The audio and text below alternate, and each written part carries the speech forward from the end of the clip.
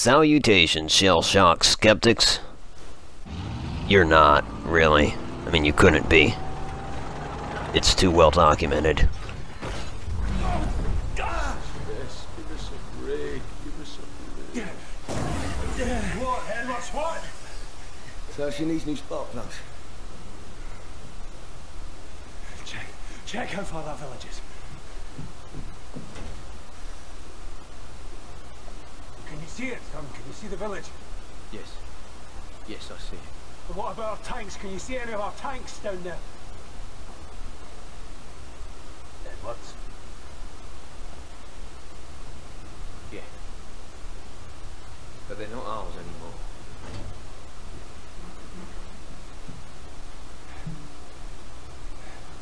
Sounds like one of our best needs is down in that village. All right. Let's go, Everett. Let's go. Good luck.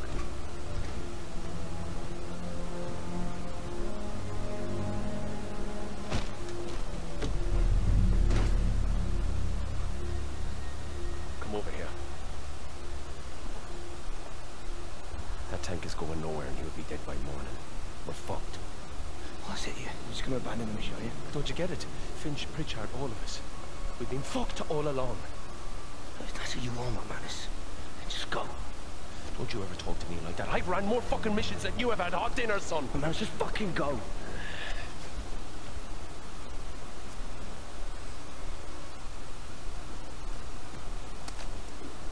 Oh, so much for we're all in this together. All right, find the parts, get the tank running, don't die. Automatic here for Automatic Games, bringing you the third installment of Through Mud and Blood.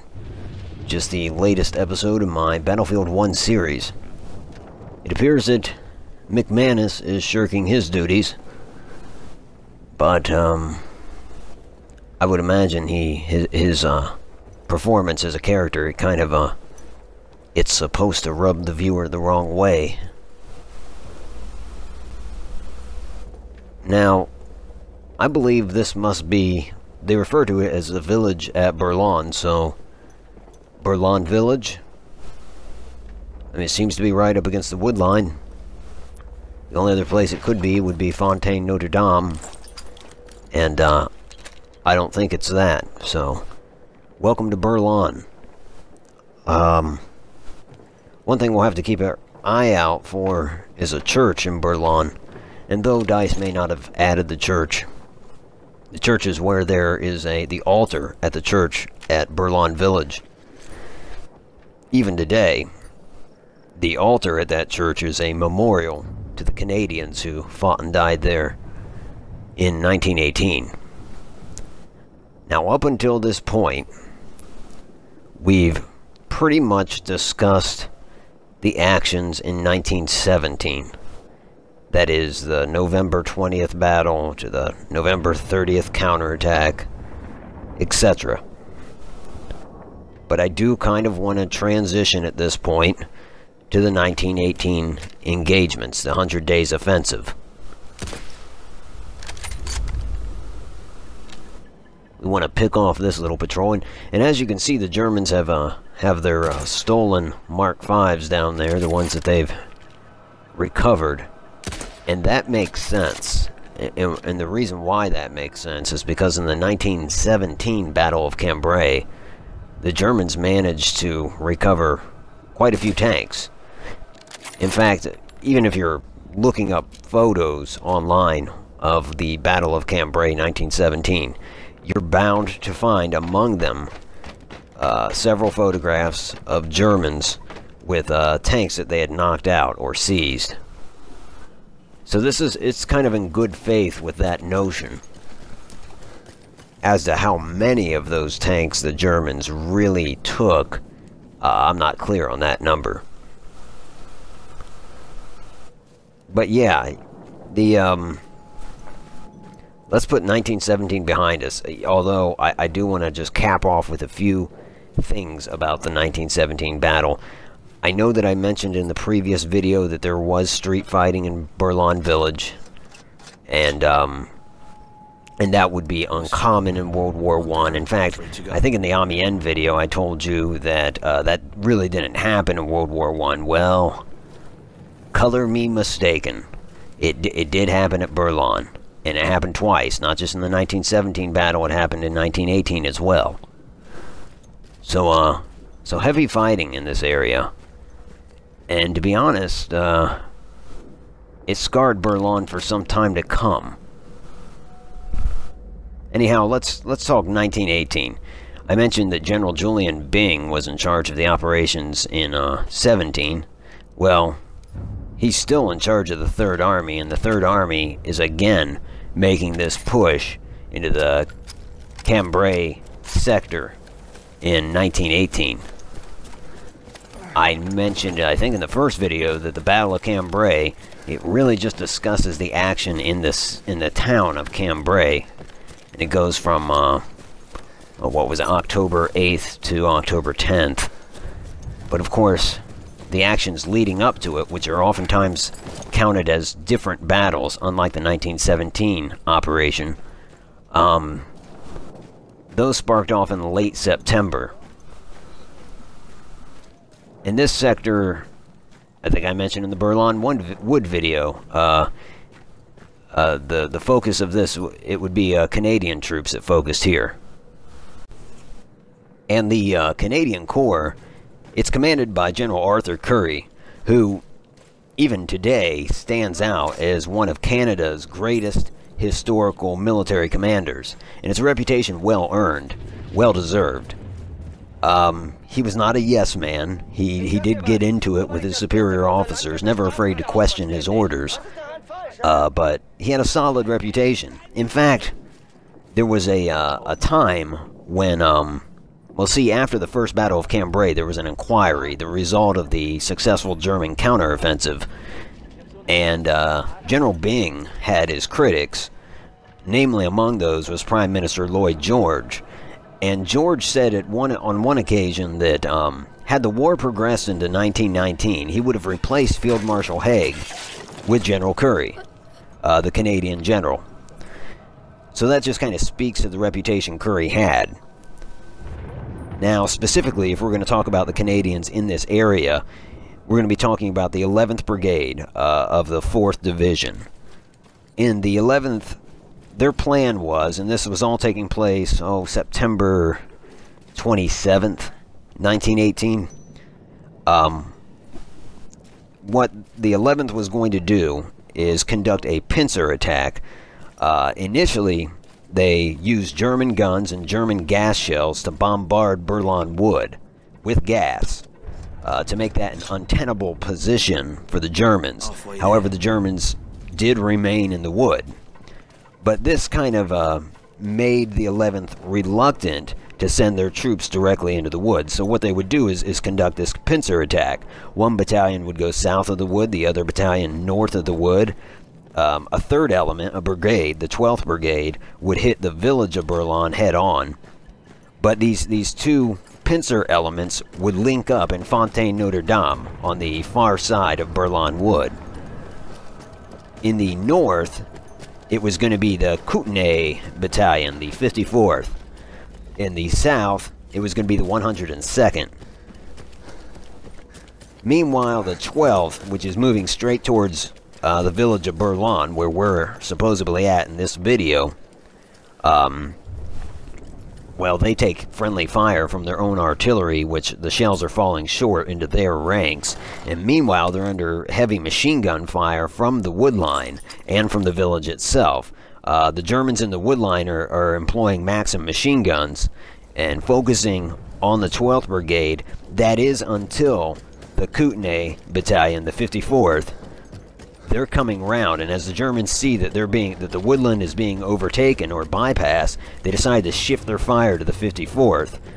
And what this does is it kind of alleviates the burden on the 12th, and it contributes as to why they can progress further towards the village. And once they enter the village, there's house-to-house fighting. The Germans notoriously were setting up machine gun posts in houses. So it became a door-to-door affair. But the 12th, they managed successfully, and finally they fired up a flare, signaling to the rest of the 4th Division that they had captured, once and for all, Bourlon Village. Meanwhile, of course, the 102nd in the south and the 54th in the north, they're moving towards Fontaine Notre Dame, and ultimately they get there. They're taking fire from the wood, of course. But once they get to Fontaine Notre Dame, and they link up with British forces as well, to their right flank, once they secure that, they are pretty much, the Germans in Bourlon Wood are at this point surrounded. You know, in 1917, they enjoyed so many avenues of counterattack. They pretty much had all their options opened. And what a contrast in 1918 to see the remnant forces of this once great German part of the this German army pretty much reduced to just a pocket of troops in Bourlon Wood.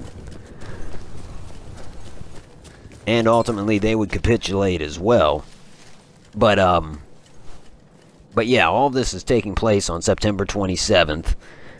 What's notable is in one of the regiments, I don't remember which one, or I'm sorry, one of the battalions, an officer keeping their history, he says, you know, when the 28th comes, it's a relatively peaceful period as opposed to the day prior. And he kind of spoke too soon, because then enter German bombers that are just going to bomb the roads that are congested with Allied troops. And tactically, strategically, I don't know what that would accomplish except for just inflicting casualties.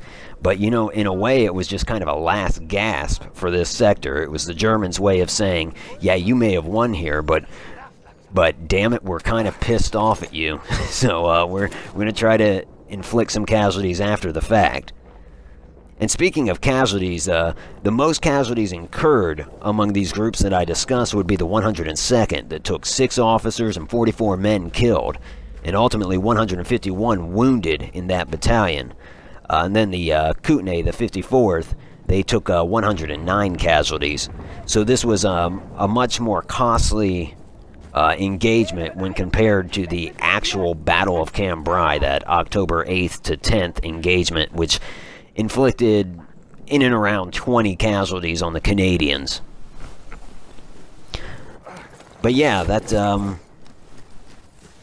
pretty much the story of this area. I mean, some things that stick out would be like the Bapaume Road beet factory, which the Germans used as a bit of a fortress.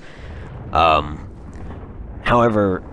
some of those Germans in that fortress, they surrendered after being hit by their own artillery. They were demoralized as it was, and suffering friendly fire didn't help the situation, so they surrendered, and those that held out were, well, the beet factory was reduced to rubble, thanks to Allied artillery focusing on it, so that certainly ended that pocket of resistance. But that's what you have, all these pockets of resistance, and Germans ultimately becoming surrounded by the Allied forces throughout this operation. But sure enough, it's a long way from 1917, and you know, this area was pretty much captured on September 27th, if I'm not mistaken. So so they finally did it, and they did it in time to keep on moving and open up a path to Germany. It's impressive. Such accomplishments were certainly achieved under the steady hand of General Byng and General Arthur Currie. And after the war, Arthur Currie became Aquaman. No, he didn't, but that's the same name. Anyways, my joke might be inappropriate, and certainly to talk about territorial gains anywhere on the Western Front may come off as trite. This land around Bourlon, it was owned by the same family for over 100 years, the Francoville family. And the Comte de Francoville, after the Great War, He thought back to before World War I and said the only guns to enter Bourlon Wood were toted by hunters. And the Francoville family would host them, and indeed you could hunt a variety of small game in the Bourlon Wood. Then of course in 1914 the Germans controlled this stretch of land, and it became kind of a retreat for German officers who would come back from the front lines and take up arms and do some hunting. And again, the Francoville family, they treated them very generously, and they were a very gracious host. Now one can only imagine how many guns were here in 1917 and 1918. And following that maelstrom, when Comte Bernard, when he came back home, see, they had a chateau, but it was reduced to rubble. The chimney still stood, so there's that. As for his father, the patriarch of the family, he never returned. And then it wasn't just the landowners that returned to a very changed village. The villagers themselves, and in one case, Edmond Foulon, a female, she returns in 1919. She had been ill, and she returned to her family's farm to find them living within the walls, the dilapidated walls of their old farm. And as a roof, they just had corrugated sheet metal over the broken walls. The patriarch of that family, Mr. Foulon, he was injured by a grenade. It was just kind of buried in the dirt. I mean, that was just one of many relics left behind by the conflict here. In another case, a man, a villager by the name of Emile Leclerc, he was killed by a buried shell.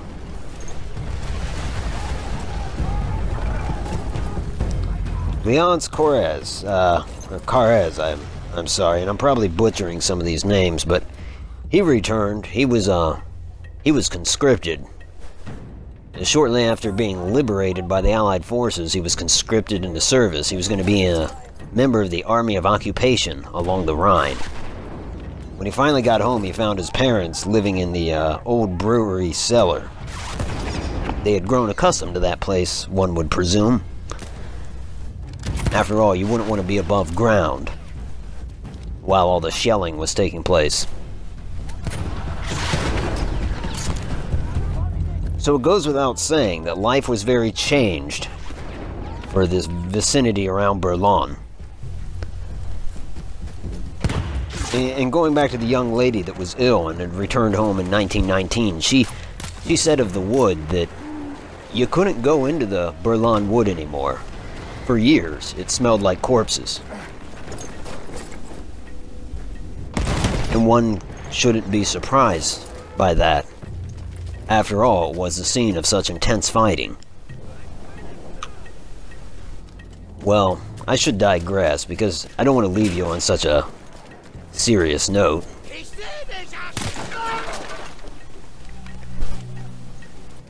Clearly, Daniel Edwards is wrapping up his duty here. He's supposed to pull these spark plugs, and he don't need no stinking spark plug wrench. Apparently these things give way fairly easy, so thank God for that. But going through this village, it almost reminds me of, was it LucasArts? No, it was DreamWorks Interactive, Medal of Honor, the old Medal of Honor games.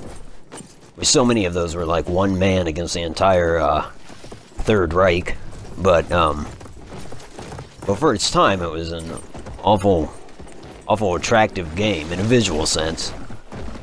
I kind of get that vibe from this level. Maybe it's the windmills and whatnot. And now, of course, Daniel Edwards, having performed another yeoman's task in the village of Bourlon, he's going to head back to the Black Beth and install these spark plugs. Get that monster moving again. So thanks for joining me. I'm Automatic for Automatic Games. We're going to end with a cinematic here. And if you like this video, like this video. It's too bad McManus took off.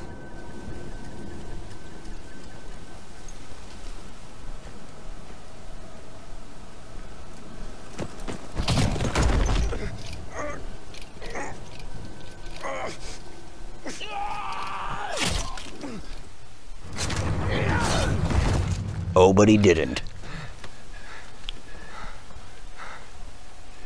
I lost my way back there.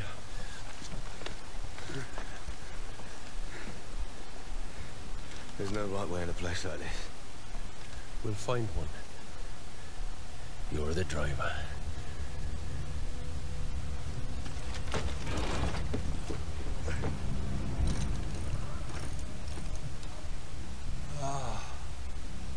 Nice work, boys. Yeah. We did good, didn't we? Aye.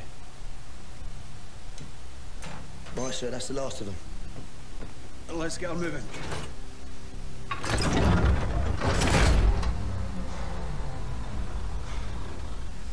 I've done everything right. Everything. My whole sodding life. All I've done is live my life by the manual. By the manual! What's wrong with you? You stupid, bloody machine! Come on. Come on, Bess. Pull yourself together and work with me here. Fuck's sake, I thought you liked to bloody well fight!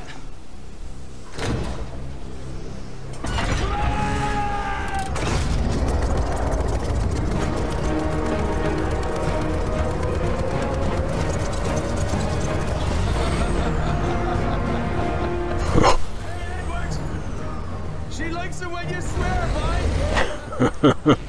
I'll talk to you soon, friends.